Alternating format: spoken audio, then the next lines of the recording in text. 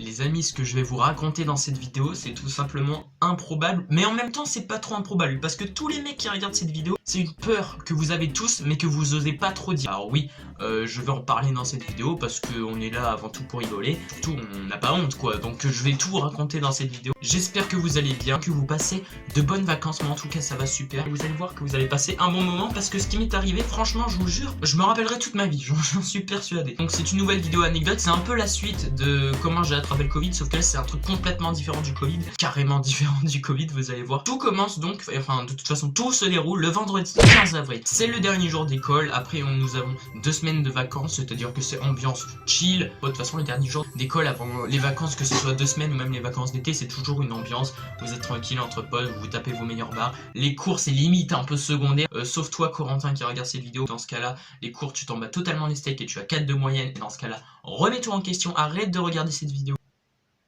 J'arrive à 8 h du matin, je commence avec un cours de français, jusque là tout va bien. De 9 h à 10 h aussi, tout se passe bien avec un cours d'histoire-géographie. Vous allez voir que tout va aller très très vite. De 10 h à 11 h, tout se passe bien aussi, aucun problème. De 11 h à midi, cours de maths, la première demi-heure de 11 h à 11 h 30, tout se passe bien. J'ai pas de problème en particulier. Et à partir de 11 h 30, je ressens une douleur au niveau, à ce niveau-là du corps, niveau appendice. Je me dis, une douleur que j'ai jamais eue, c'est quand même assez bizarre, mais bon, je me dis, peut-être que j'ai faim. Peut-être que j'ai fait un mouvement assez brut. Je me dis bon ça va passer. Mais bon cette douleur quand même elle continue de durer. J'ai toujours mal. Je me dis oh, c'est un peu chiant mais bon je vais manger et tout. Ça va passer. Pour l'instant je m'inquiète pas plus que ça. Je vais manger. Pareil là je me tape toujours les meilleures barres avec mes potes. Tout se passe bien. On mange pendant une demi-heure de midi à midi 30. Et en fait je me suis rendu compte que la douleur elle intervient en fonction de la manière dans laquelle je suis assis. C'est-à-dire que quand je m'assis normalement eh ben la douleur n'intervient pas. Par contre quand je rapproche mes jambes c'est là que la douleur commence à venir. Et donc j'essaye de pas trop rapprocher mes jambes. Bah ouais,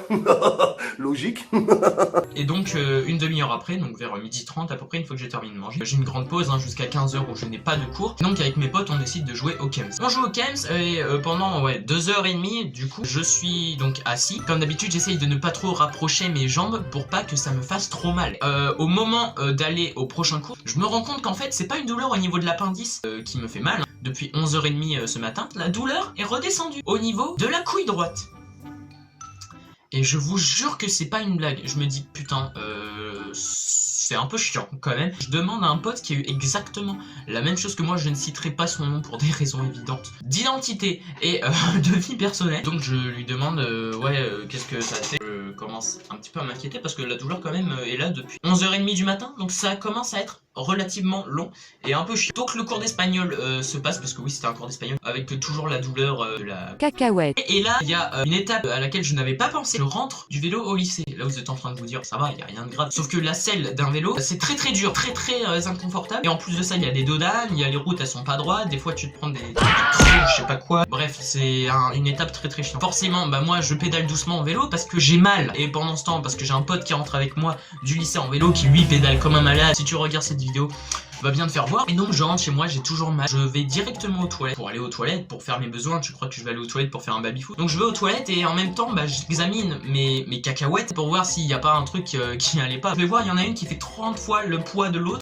Voilà, je ne constate pas de différence parce qu'en fait c'est une douleur justement au niveau du testicule droit, c'est-à-dire qu'à gauche tout se passe bien mais à droite j'ai simplement une douleur qui me casse les cacahuètes depuis 11h30 le matin. Le réflexe que j'ai direct, et d'ailleurs vous devez le faire aussi, appelez vos parents, vous devez surpasser cette gêne si c'est une douleur comme ça. Là si ça peut être une torsion testiculaire, c'est-à-dire urgence, opération la totale. Donc j'appelle ma mère, oui alors j'ai consulté le mauvais parent mais écoutez, donc j'appelle ma mère, donc je raconte ma journée, je fais écoute maman j'ai mal à la cacahuète droite. Du coup, elle appelle le médecin pour demander ce qu'il faut faire. Entre temps, moi, je décide d'appeler mon père qui est infirmier et qui, lui, par contre, peut me conseiller. Ok, va aux urgences direct.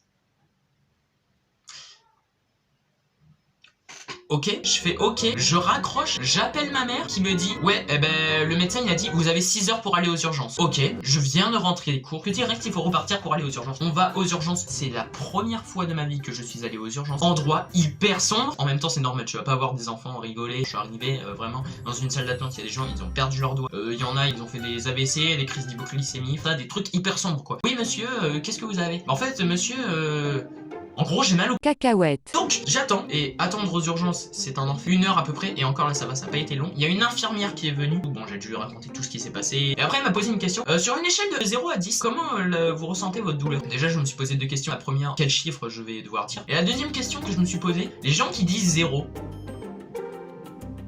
c'est quoi le projet en fait? Donc ensuite on est retourné à la salle d'attente pour qu'un médecin nous prenne. Donc on attend à peu près 1h30. Un médecin m'a posé sur un lit. Donc c'était une femme et qui me demande et tout comment ça s'est passé. On a attendu même pas 5 minutes après, il y a un mec qui est venu et qui était hyper sympa d'ailleurs et qui du coup m'a examiné. Donc pendant un instant j'ai eu un tout petit peu peur. Le mec juge. Allez donc maintenant ce que tu vas faire c'est que tu vas enlever ton pantalon. Ok, ça marche. Et allez tu vas enlever le caleçon. C'est bon. Monsieur, vous pouvez juste examiner s'il vous plaît? Ah pardon.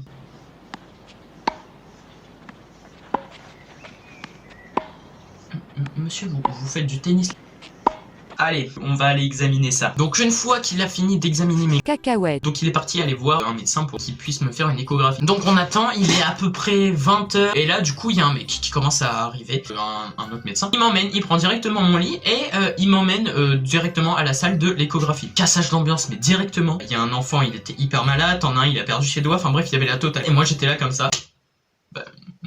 Moi c'est les couilles.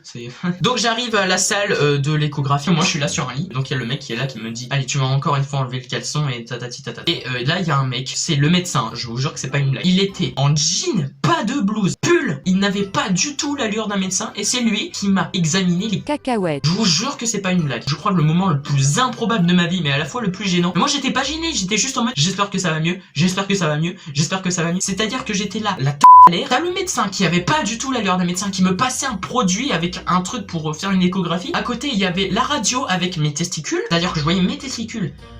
Et le mec qui me malaxait, voilà. Et il était en train de taper les discutes avec le mec qui m'a amené jusqu'à la salle. Mais mec, mes couilles, c'est pas du slime, hein, c'est pas de la pâte à modeler, faut que t'arrêtes de jouer avec. Et le mec, il en mettait du produit. Donc une fois qu'il a fini, il a fait « Ah non, mais c'est bon, y a rien. » Je vais pas inventer une douleur au part. Le mec qui m'a transporté jusqu'à la salle de l'échographie, il me donne je sais pas combien de sopalin pour que je me nettoie parce que son truc qui collait comme pas possible. Qu'est-ce qui sort à ma mère et qu'est-ce qui me sort aussi? Ça doit intervenir au niveau du dos.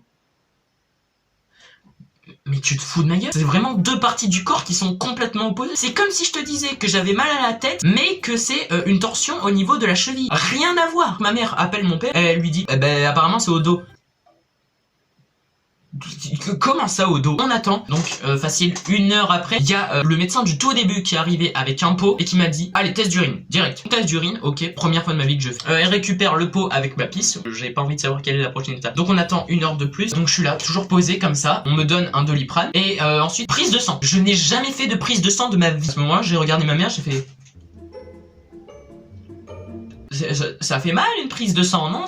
Non? J'ai serré fort la main de ma mère. Même mes potes, j'ai pas checké mes potes comme ça, je te jure. Et en fait, ça va. Bon, peut-être que vous l'avez vu dans la miniature, mais on m'a installé tout un truc. Je sais plus comment ça s'appelle. Enfin bref, pour les prises de sang, je te jure, j'avais ça. J'avais l'intégralité du docteur Maboul sur mon bras. Et là, c'était le moment le plus long, de 21h30 à 22h45. Bah oui, parce qu'après la prise de sang, fallait examiner un laboratoire et tout. Puis encore, le médecin, il avait pas eu les résultats de l'échographie et tout. Donc c'était long. Donc on attend comme ça un moment, j'en pouvais plus. J'avais toujours pas bouffé. Hein. Hyper long et hyper chiant comme situation. À partir de 22h45, presque 23h. C'est bon, on a les papiers, on vous les donne. On attend encore 10 bonnes minutes. En fait, on me dit tout simplement que c'est une subtorsion. C'était le début d'une torsion et j'ai eu énormément de chance. La torsion, c'est refait toute seule. Aventure, mais tout simplement improbable. Ouais, je suis resté 5 heures. Ouais, 5 heures aux urgences à peu près. Que voilà. Et là, aujourd'hui, comment je me sens? Je n'ai plus mal. J'espère à tous les gars qui regardent cette vidéo que ça n'interviendra jamais. Honnêtement, c'est vraiment pas drôle. Et heureusement pour moi que c'était pas une torsion testiculaire. Heureusement pour moi, tout se passe bien. Je me devais de raconter ça en vidéo. J'en ai terminé avec cette vidéo. J'espère qu'elle vous aura plu. J'espère que ça vous a fait rire cette histoire parce que c'était quand même le principal. C'est l'un de mes formats préférés. Vous racontez des anecdotes complètement farfelues. N'ayez pas peur d'en parler à vos proches si vous avez des douleurs au niveau des parties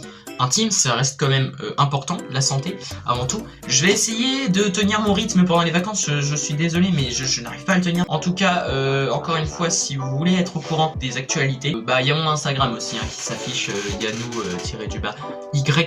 J'ai fait le tour dans cette vidéo. Merci de m'avoir écouté jusqu'ici. Merci d'avoir regardé cette vidéo. On se dit à très bientôt pour une prochaine, les amis. Ciao.